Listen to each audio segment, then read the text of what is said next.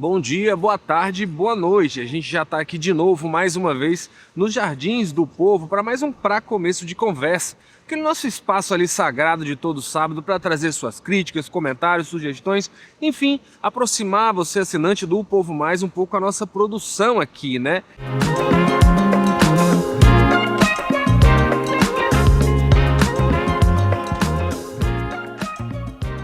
Enfim, depois de muitas semanas aí, né, meses até, de muita conversa de bastidores, muita investigação, operações da Polícia Federal, enfim, a Procuradoria-Geral da República aí ofereceu denúncia, né, contra o ex-presidente Jair Bolsonaro e outros 32 membros ali, ou do alto escalão das Forças Armadas ou do próprio governo, por conta lá da tentativa de golpe de Estado no final de 2022, após a derrota do ex-presidente nas eleições, né? É uma denúncia muito robusta, né, de 272 páginas, e que acusa o presidente ali, a cúpula do governo e das Forças Armadas, de uma série de crimes, inclusive uma tentativa de abolição violenta do Estado Democrático de Direito. E o que você achou? Você deu uma olhada, acompanhou esse caso? Você achou que a denúncia tem rigidez, vai ser usada para condenar? O Bolsonaro pode ser, inclusive, preso? Ou você acha que é uma narrativa, que é alguma perseguição contra o ex-presidente? Deixe o seu comentário para a gente, que a gente traz aqui na próxima semana, né?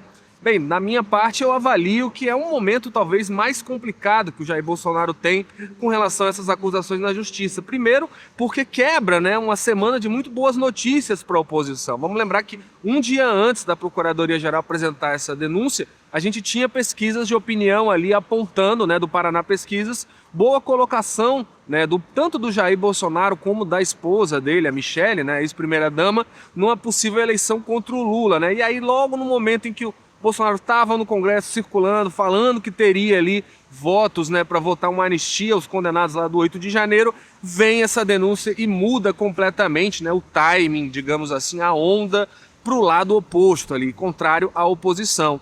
E o segundo ponto é justamente esse, né, a denúncia formalizada da forma como foi e com os elementos que ela apresenta, não só cria uma pauta negativa para o Jair Bolsonaro, como praticamente enterra a discussão, né, de uma possível anistia a esse pessoal. O próprio presidente do Senado, Davi Alcolumbre, sai no mesmo dia da denúncia dizendo que essa pauta da anistia não é uma pauta de interesse dos brasileiros, ele sendo bem ríspido, né, dizendo até que não tem nem interesse em tratar desse assunto futuramente com a imprensa, deixando ali muito pouco espaço para essa discussão que hoje parece vital para o bolsonarismo. Então, pelo visto, a coisa vai caminhar por outra área ali, talvez por uma tentativa, né, de mudança na lei de ficha limpa, quem diria, né? Os bolsonaristas defendendo diminuir o tempo de punição da ficha limpa.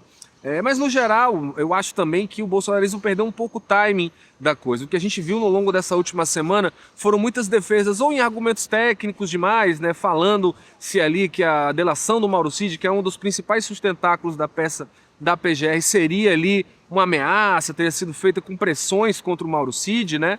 Ou uma tentativa até de trazer a coisa para o ramo da política, né? Trazer para aquele fla-flu ideológico do PT e o PL, onde você tem muito pouco, né, espaço para os fatos e que tudo se transforma um pouco a narrativa. Essa linha entre essas duas coisas se perde. Então a defesa acabou ficando muito nisso, né? Tentar dizer, ó, se você acredita é porque você é um petista, quando a gente sabe que na justiça o discurso é bastante diferente e o Bolsonaro será julgado pela primeira turma, que até agora tem mostrado muito pouca tolerância, né, e condescendência com esse pessoal do 8 de janeiro. Então eu não sei até onde esse discurso de tentar politizar vai levar o Bolsonaro na primeira turma. Pode convencer muita gente na opinião pública, mas aos ministros do STF, que quem vai caber a palavra final, tenho por mim que não é bem uma boa estratégia. E é até curioso, né? Se perde muito tempo tentando provar a própria inocência e muito em descredibilizar a acusação. Isso nunca é um sinal bom para quem se defende. Mas vamos trazer aqui agora alguns comentários dos nossos assinantes, né? Vou falar primeiro aqui, ó, sobre a coluna Os Planos do PT para Frear o Avanço de Cid, né, do Henrique Araújo, um colega aqui da política. O assinante João Bosco Castelo comenta: o jogo do cabo de guerra começou. Dentro da própria aliança, aí o bicho pega. E o governador é humano, onde fica? É verdade, João Bosco, eu acho que eu só não diria que começou agora, né? Já faz um bom tempo que, pelo menos no plano estadual, as principais disputas que a gente vê e rachas, né, acontecendo aqui no Ceará, vem sempre dentro da própria base aliada. A gente teve em 2022 o racha ali entre a Isolda Sela e o Roberto Cláudio, né, que acabou dando no que deu. PT apoiando a candidatura do Eumano, o Roberto Cláudio saindo ali candidato, ficando na terceira colocação, perdendo logo no primeiro turno, mas também mais recentemente, ali em 2024, a gente viu ali muitos impasses com relação ao Cid Gomes, né, que hoje está no PSB, e o petismo de um modo geral aqui no estado. Por exemplo, o PSB era o partido com o maior número de prefeituras, né, antes da eleição de 2024. Queria manter isso, e o PT queria, porque agora tem um governador, o senador, e o presidente da República queria expandir isso. Então a gente viu em quase todos os municípios do estado, as disputas muitas vezes aconteciam PSB contra o PT. E o Cid teve que bater na mesa diversas vezes. Mudou, por exemplo, a indicação que o PT faria lá em Juazeiro do Norte, colocou um aliado na vice, da candidatura deles lá. Enfim, vários outros lugares em que o PSB e o PT acabou tendo disputas ali e que isso culminou no final do ano passado, né, na presidência da Assembleia Legislativa. Não sei quem lembra, né? O Eumano já tinha anunciado apoio à candidatura do deputado Fernando Santana, muito próximo a ele, lá na região do Cariri, para ser o presidente da Assembleia. O Cid sai, né, no dia do show do Caetano Veloso aqui da Maria Bethânia, em novembro, diz que sairia da base aliada se aquilo acontecesse, bate na mesa e consegue mudar, né? Vai uma indicação para um membro ali do PSB, o Romeu Aldigueri. Então já mostra que há algum tempo está bem claro, né, ali nos bastidores pelo menos, que há essa briga acontecendo, uma disputa entre espaços, conveniências, principalmente entre o PT e o PSB. A grande questão é que até agora essa coisa tem conseguido ficar muito, né, discreta nos bastidores, sem ataques públicos entre uns e outros. E é isso que fica na dúvida, né? Até quando, ou será se vai continuar dessa forma? A gente já viu aqui nos últimos anos brigas internas que se transformaram em coisas bastante acaloradas, digamos assim, com palavras bem duras. Será que é isso que a gente vai ver entre o cidismo e o PT no Ceará? Cenas para os próximos capítulos, né? Agora vamos trazer um outro comentário aqui, do Amanciro Cordeiro. Ele comenta um editorial do Povo, que é o alerta sobre o entorno da Transnordestina. O Amanciro comenta: cabe ao Estado, bem como ao município, cuidarem dessa parte, para evitarem a favelização no entorno desse grande projeto de desenvolvimento do Ceará. Olha só, a novela, né, da Transnordestina foi lançada a primeira pedra fundamental pelo Lula no primeiro governo dele, em 2006, lá em Missão Velha, né? Depois a própria Dilma volta lá em Missão Velha, lá para 2013, para assinar uma ordem de serviço lá. Inclusive eu tinha acabado de começar no jornalismo como repórter, tinha mais ou menos 1 ano ou 2 de profissão, estava lá em Missão Velha e a Dilma dizia que antes do final do mandato dela a obra estaria concluída, né? Não deu o que deu, acabou aquele mandato, ela foi reeleita, impeachada, assumiu o Temer, assumiu o Bolsonaro, assumiu o Lula de novo e ainda não concluiu. Mas pelo visto, né, a coisa parece estar andando um pouco mais acelerado agora, né? Lembrando, Ciro Gomes também foi presidente da Transnordestina entre 2015 e 2016. Mas enfim, agora a coisa parece estar andando. Inclusive gera esse problema, né, que foi mostrado por uma reportagem do O Povo e que o editorial falou ali, puxou um pouco a atenção com relação a isso, que é o quê? Agora, né, começou a haver um investimento mais, né, forte ali naquela região do Quixeramobim, tanto para a conclusão da obra, como para a instalação de um porto seco, né? Aqueles lugares onde facilita a importação, exportação, barreiras alfandegárias, você pode passar e resolver toda a questão de ICMS, por exemplo, nesses lugares ali, e está construindo isso, e por conta dessa obra, imagine, né? Uma cidade de pequeno, médio porte, como o Quixeramobim, de repente recebeu um investimento de 600 milhões de reais. Então muita gente foi para lá para trabalhar, para tentar fazer negócio, já se preparar para a instalação do Porto Seco e mexeu bastante com, né, a estrutura da cidade, ao ponto de nem a estrutura mais que tem de hotel, por exemplo, de restaurantes, está conseguindo conter e está acontecendo uma favelização, né, no entorno ali da obra, comunidades sendo criadas ali à margem da lei, aquela coisa, problema histórico que a gente vê acontecendo muitas vezes nas capitais, mas agora ocorrendo também ali no interior por conta desse dinheiro. E é isso que o editorial fala, né, da importância de estar de olho nisso, até porque é um projeto que vai ser muito importante para o Estado, que vai ser replicado, né? Tem uma ideia de fazer um Porto Seco também em Iguatu. Então as lições que ficarem desse projeto vão ser muito importantes para o Estado. E hoje o que a gente tem é alguns indícios, né, alguns encaminhamentos para isso. Por exemplo, a Prefeitura de Quixeramobim está com um projeto de mexer no plano diretor para facilitar regras ali para construção, mas mais regulamentada, e também na questão hoteleira, ampliar isso na cidade e tudo mais. E o governo do estado quer fazer um mapeamento, né, socioambiental, cultural ali das pessoas que estão se mudando para lá.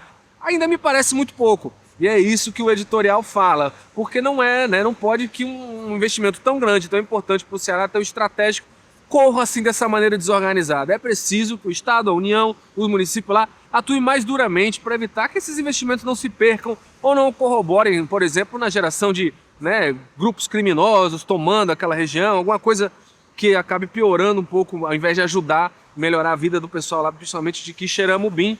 Então é importante que a gente mantenha esse olho nisso, e acho que é isso que o editorial fala, e o Amanciro comenta aqui também. E vamos agora para mais um comentário, né? Lembrando, né, caso você não seja assinante da gente, veja a legenda do vídeo, né, e clique para assinar hoje mesmo. O melhor que o jornalismo profissional pode te oferecer está no Povo Mais, o streaming do povo, em momentos como os de hoje em dia, né, em que a informação às vezes fica cada vez mais questionável. É importante que a gente invista no jornalismo com credibilidade profissional, e a gente está sempre aqui para vocês. E agora aqui para mais um comentário do nosso assinante Chico Braulio. Ele comenta aqui uma coluna do nosso articulista Emanuel Freitas da Silva, intitulada, né, "O PT do Ceará aceitou Jesus?".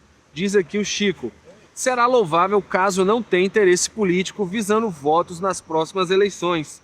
Bom, não esquecer, nem todos que gritam Senhor, Senhor entrarão no reino dos céus", aí fazendo uma citação bíblica aqui, nosso assinante. "O mundo seria melhor praticando o quinto mandamento".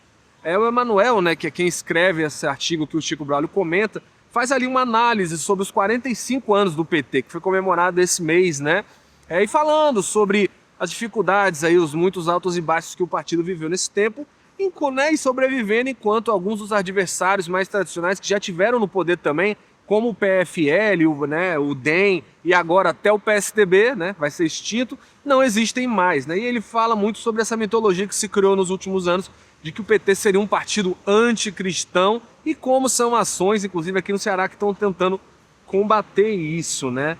É isso, eu acho que eu concordo bastante com o Chico Braulio, né? Essa questão é bastante complicada, né? Sempre que alguém tenta se passar aí de alguma forma como mensageiro da palavra de Deus, é algo bastante questionável. Primeiro porque quem faz isso muito poucas vezes está interessado em honrar, né, a palavra e o nome de Deus, e está muito mais pensando num benefício político e eleitoral que ele vai ter com esse uso de assunto. Então só por isso eu já tendo a ficar um pouco pé atrás quando algum político vem tentar se passar, né, como detentor, né, como o único que está gabaritado, digamos assim, a falar pelo nome ali da religião, principalmente a religião cristã, que é majoritária aqui no Brasil, né?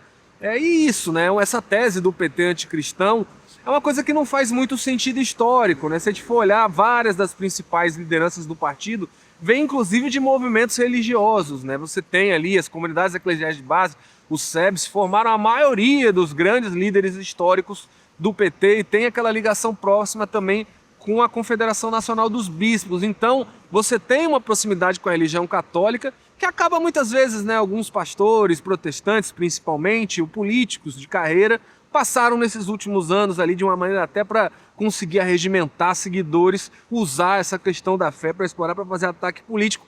Isso aí gera todo tipo de reação, né, para o PT tentar de alguma forma dizer que não é bem isso, e a gente vai ver esse debate acontecendo por muito tempo, até porque essa é a tendência hoje na sociedade brasileira. E teve esse caso recente aqui no Ceará. O governador Eumano de Freitas bancou, né? Foi numa igreja do apóstolo Luiz Henrique, que é um deputado da base aqui do PT, né? Que é líder de uma igreja protestante. Foi na igreja dele e deu lá uma declaração, né? Vou botar bíblias nas escolas públicas do Ceará. Acabou gerando muito rebuliço. Depois o Eumano voltou um pouco atrás disso. Não, eu vou mandar livros de todas as religiões, e até hoje não ficou muito bem claro o que de fato saiu do papel, mas muito claramente era um gesto ali do Eumano para tentar se aproximar desse eleitorado, ou pelo menos ter ali uma resposta para quando ele for acusado, né, com essa acusação um pouco aí de ser um partido anticristão. Ora, como eu vou ser anticristão se eu estou bancando um projeto que envia bíblias para as escolas e tudo mais?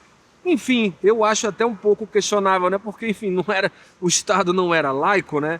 Mas isso é o que eu voltei a falar no início. Esse tipo de movimento é muito complicado para a nossa política, principalmente porque subverte um pouco o objetivo desses espaços de adoração, né? É complicado quando você tem pessoas que estão indo para um lugar para receber ali, honrar algum culto, alguma coisa, inclusive às vezes com benefício fiscal, isenção fiscal, e você ter ali membros dessas igrejas atuando muito fortemente mais como um movimento político, geralmente conservador, né? Enfim, a gente tem aqui no Ceará alguns deputados que carregam aí esse epíteto de pastor nas urnas, e é um movimento que não me parece estar diminuindo no Brasil, muito pelo contrário, tende a aumentar. Não é de se surpreender que o PT vá criando seus antídotos também para isso.